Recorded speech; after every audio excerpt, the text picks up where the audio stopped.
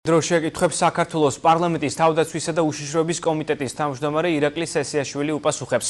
მოგესალმებით ბატონო ირაკლი, პირველ რიგში მიდაკითხოთ, როგორ შეაფასებთ დღევანდელი დღის მნიშვნელობას? მოგესალმებით, ჩემთვის პატივია თქვენს ეთერში მოწვევა. პირველად ვარ და მით უმეტეს ასეთ ძალიან მნიშვნელოვან დღეს. მართლაც გადაჭარბებული არ იქნება თუ კი ვიტყოდი, რომ მართლაც დღეს არის ისტორიული დღე. ხვალიდან ჩვენ ყველა ერთად უკვე ახალ ერაში შევდივართ ჩვენი ქვეყნისთვის. ეს მართლაც ასე არის, მერწმუნეთ და ჩვენი ქვეყნისთვის ძალიან მნიშვნელოვანი, რთული, მაგრამ საჭირო პერიოდი იწყება.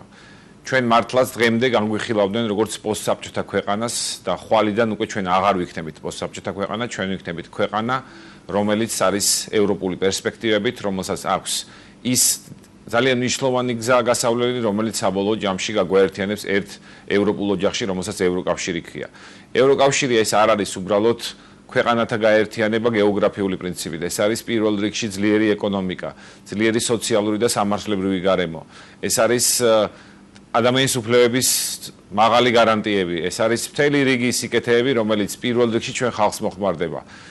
ამიტომ ხვალიდან უკვე ჩვენ ახალ ფაზაში გადავდივართ, ხვალიდან თითოეული ჩვენი ნაბიჯი გააზრებული უნდა იყოს და ის უნდა მიმართული იყოს ევროკავშირის და შესაბამისი სისტემის სტანდარტიზაციისკენ.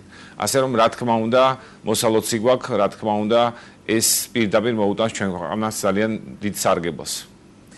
ბატონო ირაკლი, აი თქვენ როგორც პარლამენტის თავდაცვის კომიტეტის თავმჯდომარე, როგორ შეაფასებთ ამ მოვლენას ქვეყნის უსაფრთხოების თვალსაზრისით?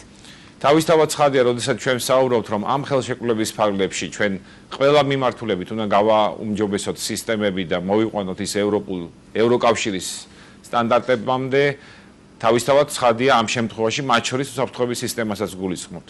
მე მინდა გითხრათ, რომ დღეს უსაფრთხოების სისტემა საკმაოდ ახლოს არის და მე ვიტყოდი თამამად, რომ თავსებადია ნატოს სტანდარტებთან და თქვენ იცით, რომ ევროკავშირის წევრი ყველა ქვეყანა, თითქმის ყველა ქვეყანა არის ნატოს წევრი. გარდა ამისა, თავისთავად ცხადია, ევროკავშირის პერსპექტივების ზრდასთან ერთად იზრდება ჩვენი სანუკვარი ნატურა, რომ გავხდეთ ნატოს წევრი. იმდენად რამდენადაც თუ ჩვენს ქვეყანაში ფეხს მოიკიდებს ევროპული ინვესტიციები, რა თქმა უნდა, თავისთავად ცხადია, ამ ევროპულ ინვესტიციებსაც დასჭირდება უსაფრთხოების გარანტიები და ერთადერთი ძლიერი და ეფექტური მექანიზმი უზრუნველყოთ ქვეყანაში თავდაცვა უსაფრთხოება, ეს გახლავთ ვიყოთ ნატოს წევრი და თანამონაწილე ამ საერთაშორისო უსაფრთხოების ქოლგის ქვეშ ვიყოთ. ძალიან ბევრია საუბარი რუსეთის მხრიდან საფრთხეებზე, რეალურად ამ ეტაპზე იკვეთება თუ არა რაიმე სახის საფრთხეები? იცით რა არის, გულწრფელად უნდა ვთქვათ, რომ რაც უფრო ახლოს ვიქნებით ევროკავშირთან თუ ნატოსთან, მით უფრო მაღალი რისკები იქნება რუსეთის მხრიდან ჩვენს მიმართ. ეს უნდა გააზრებული კონდეს და ეს ჩვენთვის უნდა იყოს როგორც ანიბანი. ამას ვერ გავექცევით. მაგრამ მეორე მხრივ არჩევანი გვაქვს უარესი. ეს გახლავთ ის, რომ მუდმივად ვიყოთ რუსული აგრესიის იმპერიალისტური პოლიტიკის შიშის ქვეშ.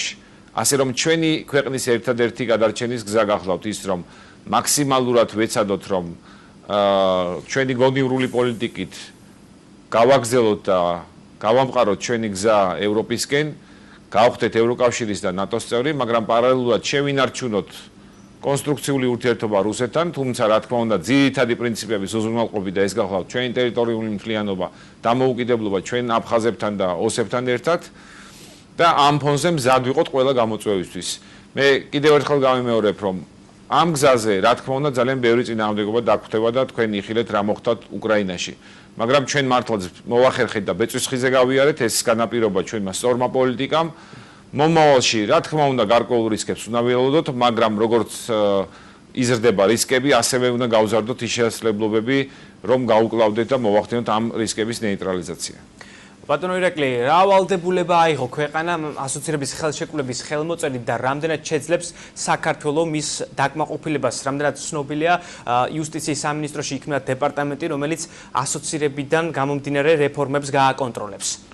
ისიც არის, მე ვფიქრობ, ზედმეტად ყვირის სიტყვა ვალდებულება, იმიტომ რომ ეს ვალდებულება არ გახლავთ.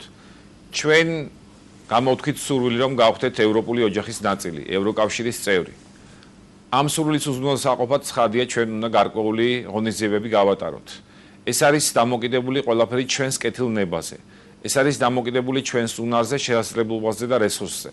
ამიტომ თავისთავად ცხადია, ჩვენ ხვალვე ევროკავშირის სტანდარტებს ვერ დავამკვიდრებთ, იმენად რამდენადაც ამისთვის ქვეყანა მზად არ არის.